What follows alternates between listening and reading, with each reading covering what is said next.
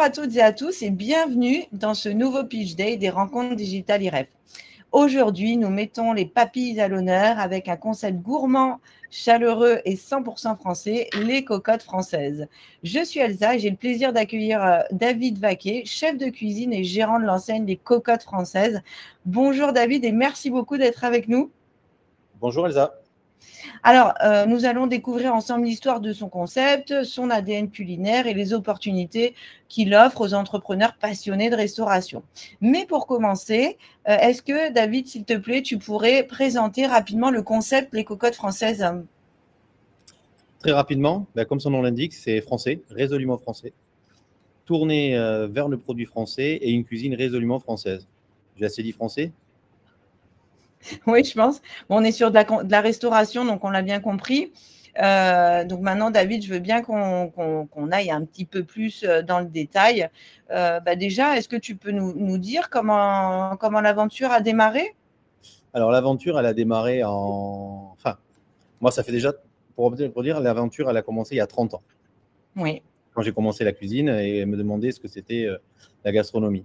Le projet, en fait, des Cocottes Françaises, il est arrivé de ces 30 ans d'expérience, de la volonté, en fait, de proposer une restauration de qualité. Moi, j'ai été étoilé Michelin pendant longtemps et je voyais bien que la restauration était en train d'évoluer et de changer. Mais en fait, les gens, ils veulent toujours la qualité, mais ils la veulent différemment, beaucoup plus abordable, que ce soit dans la salle, dans les gestes, dans le personnel, mais quand même qualitatif. En fait, la synthèse de tout ça, ça a donné les Cocottes Françaises. Ok, génial. Et qu'est-ce que tu entends par changement des habitudes alimentaires? C'est-à-dire, est-ce que tu peux développer un petit peu, s'il te plaît, David? En fait, tout simplement, je pense que la vie a changé post-Covid.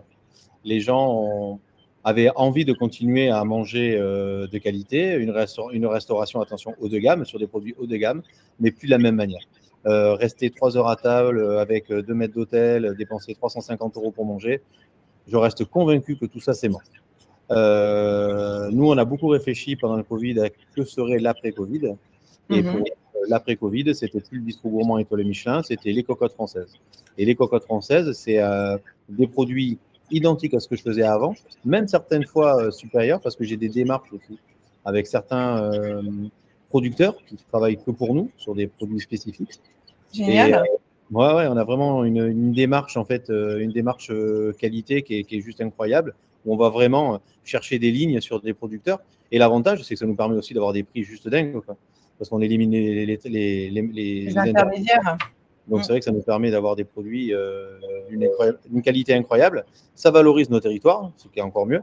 Et après, en même temps, je voulais aussi que la salle, ma femme est la maître d'hôtel et la chef du projet, aussi les Cocottes Françaises, que ce soit plus agréable en fait pour le client, plus chaleureux, plus abordable et plus incisif. Donc, en fait, on a des profils de serveurs qui sont complètement formés à notre charte qualité. Et c'est vrai qu'il y a une démarche en fait très agréable en fait, où on veut que ce soit facile d'accès. Mais attention, hein, facile, ça ne veut pas dire qu'on lâche la bride. Hein. La qualité, elle est là, la rigueur, elle est là. Parce que dans la restauration, c'est ce qui fait la différence en fait. C'est vrai. Le détail.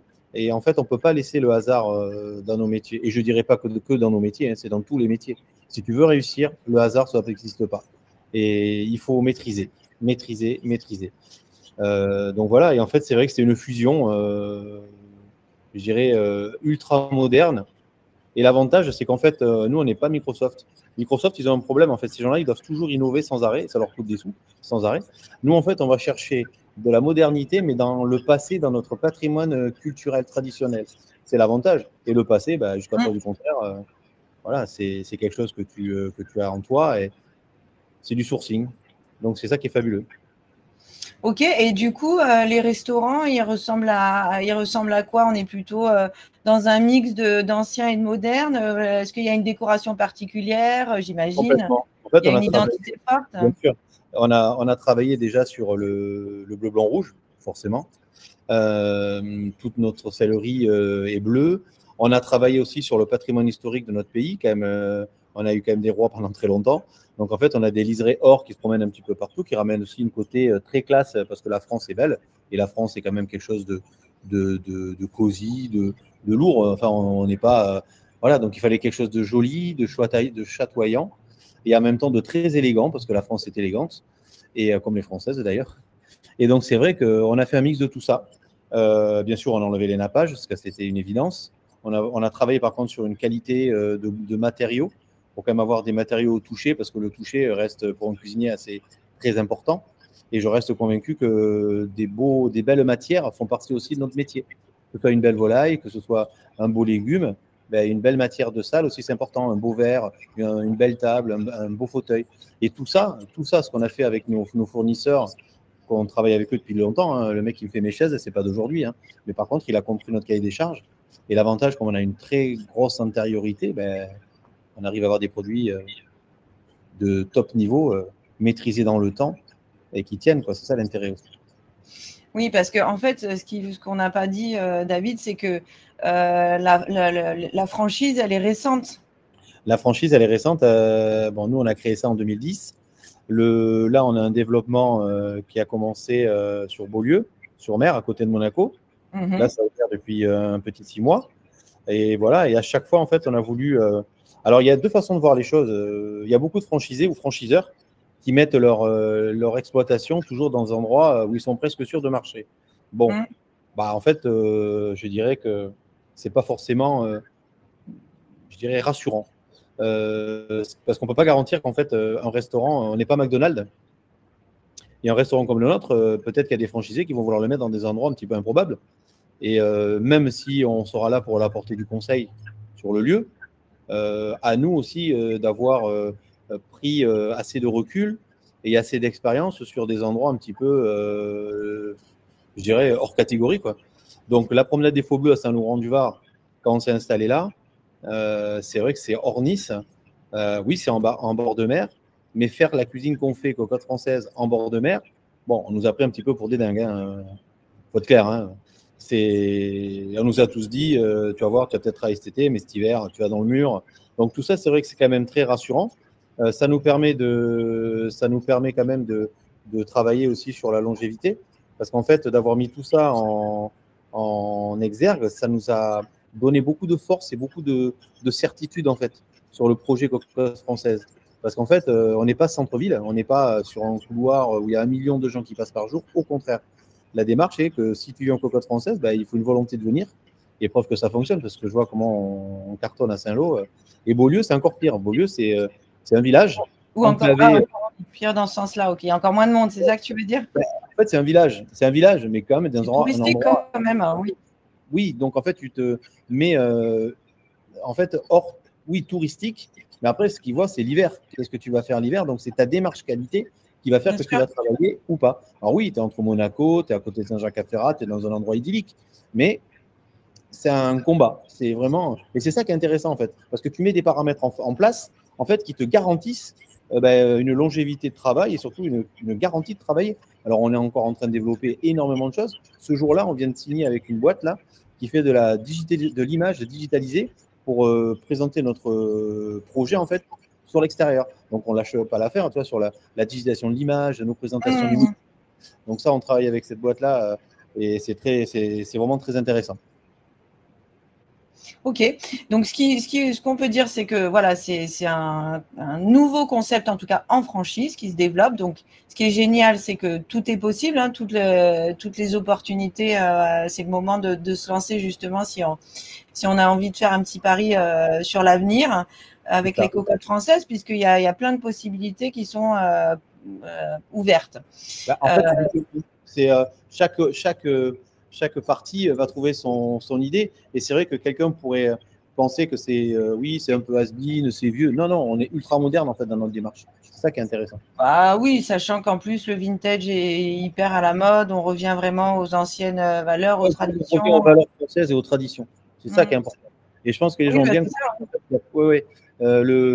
Tout ce qu'on voit comme restauration, les gens en ont marre. Il y a les gens, ils veulent bien manger aussi maintenant. Et la culture du bon, elle est en train de prendre beaucoup de sens. Donc c'est vrai que quand on a monté ça il y a 5 ans, on était un petit peu, je dirais, avant-gardiste. Mais tu vois, maintenant en 2025, je dirais qu'on est au cœur du débat, quoi. Et c'est bien. Carrément. Et donc la cuisine que tu proposes, c'est des plats mijotés. C'est quoi comme bon, c'est la cuisine française évidemment, mais il y a tellement de cuisine française que sur quoi on est là? Alors en fait, quand on a créé les cocottes françaises, je m'étais dit au départ, je vais faire que des cocottes. parce que je voulais ce côté très chaleureux, nourricier, la mère nourricière, tu vois, la grand-mère le souvenir. Ouais. Et La j'ai toujours Madeleine dit, de Proust. voilà. Et j'ai toujours dit que je voulais pas un restaurant innovant. Je voulais pas qu'on me regarde en disant ouais, t'as vu, c'est. Mais non, non. Moi, ce que je voulais, c'est être rassurant. Et il n'y a rien de plus rassurant que manger un plat, c'est qui te réchauffe autant le cœur que l'âme. Et c'est vrai qu'une bonne daube, une bonne blanquette, un mijoté de cochon, n'importe quoi, tu vois, des plats qui te réveillent des souvenirs, eh ben ça fait beaucoup de bien. Ça fait beaucoup de bien. Et après, je me suis rendu compte qu'en fait, les gens, ils venaient chez nous mais ils demandaient aussi de la cuisine, tu sais, de la cuisine, quoi. Donc, on a lancé la broche, le coin des broches. On a une rôtissoire qu'on travaille avec une marque française qui travaille sur un modèle qu'on a qui est spécifique à nous, aux cocottes françaises. Et en même temps, on a lancé aussi à côté, au fur et à mesure, on a lancé une carte de plats, comment je pourrais dire, de plats d'envergure de chef. C'est-à-dire qu'il y a des plats en fait qui sont signés, que j'ai appris en fait dans mon parcours de vie par les plus grands chefs de France. Et je suis attiré dans ce patrimoine, tu vois, un petit peu comme comme un livre ouvert. Et je prends. Et là, tu vois, sur Beaulieu, en fait, on a changé un peu les choses. Et parce qu'en fait, je prends d'autres spécificités, tu vois, comme on est un peu plus près de l'Italie, donc je cherche d'autres plats. Et c'est ça la force, en fait, parce que quelqu'un qui va être à Niort, à Paris, dans le nord de la France, eh bien, on va puiser aussi dans cette niche de recettes. Avec tu vois, je suis membre de l'Académie culinaire de France et on a un patrimoine culinaire qui est incroyable. Et en fait, on cherche des recettes, des spécificités à chaque région. Génial. Ouais. Et en termes de prix, où est-ce que tu te situes? À qui s'adresse, quel type de clientèle s'adresse les restaurants françaises? On commence à 18 €. Donc, te qu'avoir, c'est pas fou. Et après, dans les suggestions, tu as encore une petite carte à part qu'on a, où là, en fait, comme je veux, c'est que je veux brider personne aussi dans l'idée des cocottes. Le chef qui va être en place, il y aura un cadre, forcément, parce qu'il faut un cadre. Et à côté de ça, on a une petite carte à côté qu'on appelle les suggestions. Et là, c'est liberté. Et moi, je travaille avec le marché. Donc, tu vois, là, on est sur des riz de veau. Le plat qui est le plus cher de notre carte, il est à 39. Donc, Ok, tu vois, oui. mais là, c'est un riz de veau de cœur, c'est un truc, voilà, c'est l'excellence. Et après, sur nos volailles, on a des volailles entières à 40 €. Enfin, on n'est vraiment pas cher. Et c'est pour ça qu'on a du monde aussi. Et justement, on fait cette part belle, en fait, entre rapport qualité et prix. Voilà. Génial. Bon, bah, je crois qu'on a bien compris là le concept, David. Bon, j'imagine qu'on peut encore en parler pendant des heures. Ah oui, Mais oui, en tout cas, c'est assez clair. J'aimerais bien maintenant que tu nous expliques justement quel type de candidat tu recherches pour quelle personne va s'éclater vraiment avec ce concept des cocottes françaises. Alors, je reste convaincu que de toute façon, l'obligation de professionnalisme dans notre franchise est quasi. Enfin, tu ne peux pas faire autrement. D'abord, je ne prendrai pas un plombier pour faire cuisinier, ça c'est évident. Après, un investisseur qui croit dans le projet, oui, mais encadré avec des professionnels, parce que c'est pas possible autrement. Donc, il faudra quand même un chef et quelqu'un en salle pour gérer les choses. Puis ça reste logique en même temps. Bien sûr, bah oui. Ouais, je vais pas monter une boîte de plomberie, je sais même pas tenir. Enfin, c'est pas tout simplement pas concevable. Voilà. Donc, parce que c'est vrai qu'on a déjà eu des personnes qui sont venues vers nous sans doute parce qu'ils sont tombés amoureux du projet, mais ils n'ont aucune compétence. Et je leur ai dit, je suis désolé, mais c'est pas possible. Je peux pas. Déjà se mettre une balle dans le pied, et je pourrais pas vous aider parce que la formation c'est important. Et donc oui, c'est un projet qui s'adresse quand même à des gens qui sont professionnels ou un financier, mais avec une part de professionnel. Donc je pense que oui, c'est ça qu'il faut. Donc plutôt des professionnels de la restauration quand même, tu recherches. Oui, ou des gens qui ont des hôtels, par exemple, qui cherchent à développer leur branche à côté. Oui, de l'hôtellerie-restauration, Voilà. qui connaissent un peu ce milieu quand même, quoi. Il faut connaître le milieu parce que je pense que c'est obligatoire. C'est un métier, je ne dis pas que c'est compliqué, mais je dis que c'est un métier, quoi, tout simplement. Rien ne s'improvise. Oui, c'est clair. Puis c'est un métier qui demande aussi beaucoup d'investissement personnel parce que c'est vrai que ça prend beaucoup de temps aussi. Il faut être conscient de ça. Mais bon, quand on connaît les métiers de l'hôtellerie et de la restauration, on le sait déjà. C'est quoi le petit plus qui va faire la différence, qui va faire que la personne, elle va vraiment se sentir comme un poisson dans l'eau et que son projet va vraiment exploser, super bien marcher? Comme dans tout projet, que ce soit en restauration ou autre, c'est la passion. Il faut complètement adhérer à l'ADN et se l'approprier. Et après, notre rôle à nous, c'est de leur faire comprendre et de les enrichir pour qu'ils soient complètement captivés par le projet.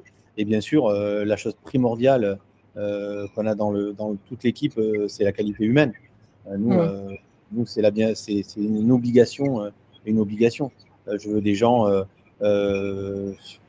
sympa. Oui, enfin sympa. Non, mais sympa dans le sens avec des vraies valeurs humaines. Je veux des gens qui soient humains. Voilà, c'est le mot que je cherchais. Il faut des gens humains. Je pense que le monde est assez compliqué, mais attention, hein, humain, ça ne veut pas dire pas rigoureux ou voilà, ou pas chef d'entreprise. Mais je pense que les gens, le travail, c'est aussi faire attention aux gens, les écouter, savoir que quand le mec il arrive le matin, tiens, il fait un peu la tronche, tiens, qu'est-ce qui se passe? Tu vas le voir, mais tiens, il a peut-être eu un... Il faut être à l'écoute des gens. D'abord, ça rassure les équipes et tu peux demander beaucoup plus en fait. Bien sûr. Oui, c'est comme nous, on fait ça tous les jours, quoi. Et je dirais que c'est même une obligation. C'est vrai. Il va manager combien de personnes à peu près dans son restaurant? Nous, sur Saint-Laurent, on est 14. Sur Beaulieu, on est 10. Donc, oui, voilà, je dirais que... Mais c'est des grosses structures. Je pense que tu peux faire un plus petit. Et je pense que dans les franchisés, c'est vrai que des équipes à 7, c'est bien. 7, c'est bien. 3 en salle, 3 en cuisine, un plongeur, 2 directions ou les directions dedans. C'est très bien. Ok. Et la taille du local, parce que j'en n'en ai pas encore parlé, mais ça dépend, j'imagine. Mais Bien sûr. En fait, c'est ça, 150 mètres carrés, je trouve que c'est bien. Ok. 150 mètres carrés, c'est bien. Et est-ce qu'il faut être cuisinier? Est-ce qu'il faut être chef? Je pense que ce serait pas mal quand même. Je pense que ça peut être pas mal. C'est pas mal, mais ce n'est pas une obligation. Disons qu'il te faut quand même une base technique. Donc, même si tu n'es pas chef, il faut quand même que tu aies quand même un bagage. Que quelqu'un quand même qui sache cuisiner, qui sache ce que c'est qu'une sauce, qui sache... Rien s'improvise, hein, que ce soit, comme je dis encore, plombier, expert comptable, n'importe qui, il faut des notions, quoi. Alors moi, je vais en amener, mais en fait, j'aurais besoin quand même que le socle technique soit en place pour l'amener, moi, après, à mon DPI et le nourrir de mon conteneur. Et si je lui explique des choses et qu'il me regarde en chaîne faïence, c'est quoi? Là, oui, ça va être compliqué, hein, parce que je ne pourrais pas être là tout le temps, même si c'est moi qui vais faire l'ouverture et que c'est moi qui vais l'accompagner au début, c'est moi qui vais être là pour tout chapeauter. Il faut quand même que les gars sachent ce que c'est, parce que je ne pourrais pas les remplacer. Je pourrais pas être oui, non, mais c'est sûr, mais la personne, elle aurait pu embaucher un chef cuisinier qui gère. C'est ce que je t'ai dit. Donc, tout à l'heure, pour quelqu'un qui investit, oui, mais on en revient toujours au même, il prendra un chef derrière pour gérer la partie technique. Bien sûr. Bien sûr. Et tu as besoin d'un interlocuteur à qui tu sais parler. Là, oui, ça c'est sûr. Ça, c'est sûr. Voilà. C'est comme moi, tu vois, on met des vidéos sur un groupe WhatsApp qu'on a pour les deux pôles. Quand on fait des vidéos, tu vois, je mets après en dessous, je mets tout en technique. Tu vois, la fiche technique, ouais. Non, je mets les données techniques. Je mets pas la fiche technique. Donc, c'est-à-dire, je vais mettre la sauce, ça va être une sauce paloise, ça va être un filet élevé désarrêté, ça va être un poêlage rapide, huile d'olive, tu vois, ou snack. Il n'y a que des trucs comme ça. En 5 mots, en fait, la recette, elle est détaillée. Et si tu sais, il n'y a pas de problème. Oui, c'est facile. Oui. C'est facile. Si tu ne sais pas, c'est que tu vas regarder ça, tu vas dire voilà, il va. Donc, tu as besoin quand même d'une donnée basique. Même si tout ça, nous, on va l'inclure dans les formations, il y a quand même des données à savoir, c'est un minimum. Ouais. Ok. Maintenant, on va parler un petit peu du côté financier. Combien ça coûte d'intégrer les cocottes françaises? Alors, on en revient toujours au même. Ça dépend le lieu, ça dépend le volume, ça dépend l'investissement, ça dépend l'état du local, parce qu'un restaurant, soit clair, ça reste quand même coûteux. Une cuisine, c'est un budget. Une salle, rénovation, c'est pas forcément cher suivant l'endroit, mais après, il y a quand même le mobilier à acheter. Tu as le petit matériel, tu as les assiettes, tu as le personnel, il faut l'habiller, les verres, enfin, tu as beaucoup de budget. Donc, en fait, je dirais que si tu es à 150 mètres carrés, que tu as une centaine de couverts, il te faut quand même un apport de 100 000 euros et tu as besoin de 200 000 euros à la banque. Donc, voilà, c'est sur un budget de 300. Et on rapporte, en fait, au couvert, le budget cocotte française, il n'est pas fou. Il est même des fois, par rapport à certains, beaucoup moins cher que certaines franchises qui demandent des sommes folles, quoi. Donc, c'est vrai que c'est quelque chose qu'on a vraiment, voulu cet engagement en fait dans le projet c'est de ne pas ruiner les gens. Ça, c'était une certitude. Ok. Et en termes d'accompagnement, qu'est-ce que tu proposes, David, pour tes futurs franchisés? En fait, on commence du point zéro jusqu'à l'ouverture plus un mois. C'est-à-dire, ce qui est important, c'est déjà de les recevoir, de leur montrer ce qu'ils vont avoir, qu'on va les guider aussi sur leur lieu, sur le choix éventuel de leur projet. Ce serait bien qu'ils aient 2-3 projets et qu'on puisse les guider au mieux sur le mieux pour eux. Après, on va les former à Saint-Laurent-du-Var, ça c'est le projet. Derrière, on a des modules qui existent pour les guider, que ce soit en théorie ou en pratique. Et là, on a mon épouse qui s'occupe de la partie en salle avec nos maîtres d'hôtel et nos sommeliers. Et moi, c'est moi et mes gars, mon équipe qui s'occupe aussi de la formation après technique en cuisine. Après, pour le choix du local, on est là, mais aussi on a un bureau d'études qui est complètement formé à nos exigences et qui est gratuit, qui est compris dans le forfait. Et comme ça, on leur masterise en fait tout leur local pour voir visualiser un petit peu ce que ça va donner aussi quand même, et qu'on puisse prendre possession du lieu et surtout savoir à peu près, même pas à peu près, complètement ce qu'ils ont besoin. Parce que c'est vrai que par rapport au volume, qu'on sache combien il faut de tables, de chaises, la cuisine où il faut la mettre, le matériel, la taille du matériel suivant. Et comment il faut la organiser pour que ce soit fonctionnel? J'ai des professionnels qui travaillent avec nous sur du matériel de cuisine où les prix sont ultra négociés. Et surtout, dès qu'ils ouvrent, bien avant leur ouverture et bien après leur ouverture, on les accompagnera du début à la fin. Parce que moi, dans l'idée, quand même, c'est que ce soit valorisé aussi la marque et que eux soient rassurés sur le départ. Parce que un démarrage, c'est toujours compliqué, quoi. Il y a tellement de choses à faire et de penser. Donc, si on le fait à deux, c'est beaucoup plus simple. Ouais, carrément.